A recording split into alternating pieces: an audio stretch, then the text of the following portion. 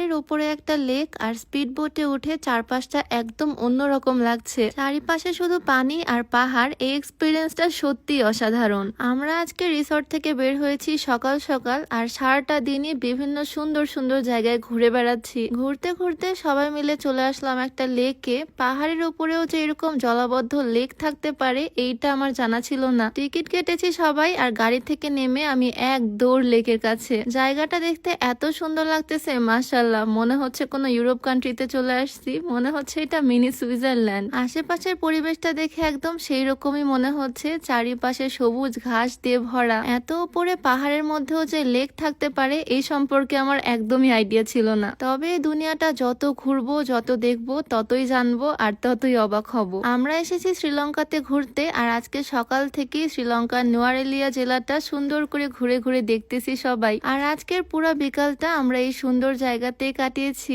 এইটা হচ্ছে একটা পার্ক, একদম প্রাকৃতিক পরিবেশের একটা পার্ক। আর এখানে ঢুকতে এন্ট্রি ফি নিয়েছে 1000 টাকা করে পার পার্সন। তবে এই সুন্দর প্রকৃতিতে আসলে মনটা একদম ভালো হয়ে যাবে। আমার মন তো ভালো হয়েছেই, তবে এখানে এত পরিমাণে বাতাস আর এই জায়গার ওয়েদারটাও খুবই ঠান্ডা, তাই আমি আর এখানে টিকতে পারলাম না। কাঁপতে কাঁপতে যাচ্ছি গাড়িতে আমার জ্যাকেটটা পরতে। কোনোভাবে এত শীতে আর সার্ভাইভ করা আমার পক্ষে পসিবল না। এমন একটা জায়গায় ঘুরতে এসেছি, এখনই ঠান্ডা আর এখনই গরম, সবাই একদম কাঁপাকাঁপি শুরু হয়ে গেছে আমাদের। তবে এই শীতের মধ্যেও সবার ডিসিশনে এখন স্পিড বোট রাইডে যাচ্ছি। মালদ্বীপে আমরা এত বেশি স্পিড বোটে উঠেছি, খুবই ভালো এক্সপিরিয়েন্স ছিল। তবে এই লেকের মধ্যে এবার স্পিড বোটে উঠতেছি, একটা রাইড দিব। এক্সপিরিয়েন্সটা যে এত জোস হবে প্রথমে আমি বুঝতেই পারিনি। পুরা রাইডে সবাই প্রচুর এনজয় করেছি। আমার ম্যাক্সিমাম ভিডিওতে আমি ওয়েট লসের কথা বলি, তাই অনেকে জিজ্ঞেস করো ওয়েট বাড়াবো কিভাবে। হেলদি ভাবে ওজন বাড়াতে চাইলে তোমরা এই বাদাম নিউট্রিশন সাপ্লিমেন্ট আর এই প্রিমিয়াম চকলেট শেকটা ট্রাই করতে পারো। এগুলো কোন রকমের ওষুধ না, সাপ্লিমেন্ট, যেটা তোমার মুখের রুচি বাড়াতে সাহায্য করবে আর ওজন বাড়াবে।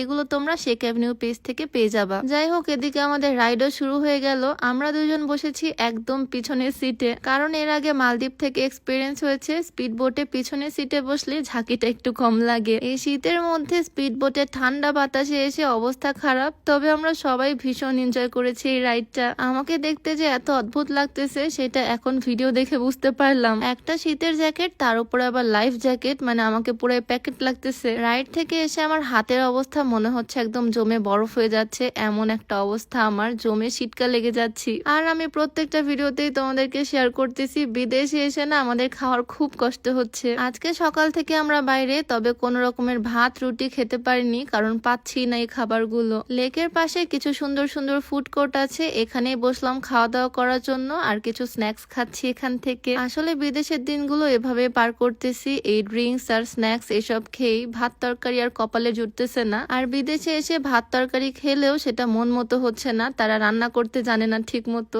বাঙালিদের মতো রান্না আসলে হয় না। তবে ইনস্ট্যান্ট নুডলস অনেকটা লাইফ সেভার হয়ে কাজ করতেছে। ক্ষুধা লাগলে 1 কাপ করে ইনস্ট্যান্ট নুডলস খেলে একটু শান্তি পাই। দুপুরের লাঞ্চটা আমরা করলাম সন্ধ্যার একটু আগ দিয়ে, আর এই ছিল আমাদের আজকের সারাদিনের ঘোরাফেরা। সন্ধ্যা নামতেছে আর আস্তে আস্তে মনে হচ্ছে শীতটাও বেড়ে যাচ্ছে। রাতের বেলা এখানে টেম্পারেচার 5 ডিগ্রি 6 ডিগ্রি থাকে, প্রচন্ড শীতের মধ্যে দিন কাটাচ্ছি। যাই হোক, এই সুন্দর জায়গাটাতে আজকের বিকালটাও বেশ ভালো কাটালাম আর তোমাদের সাথেও ছোট্ট করে ভিডিও শেয়ার করলাম। কেমন লাগলো অবশ্যই জানিও। দেখা হয়ে যাবে নতুন ভিডিওতে। সবাইকে আল্লাহ হাফিজ, আসসালামু আলাইকুম।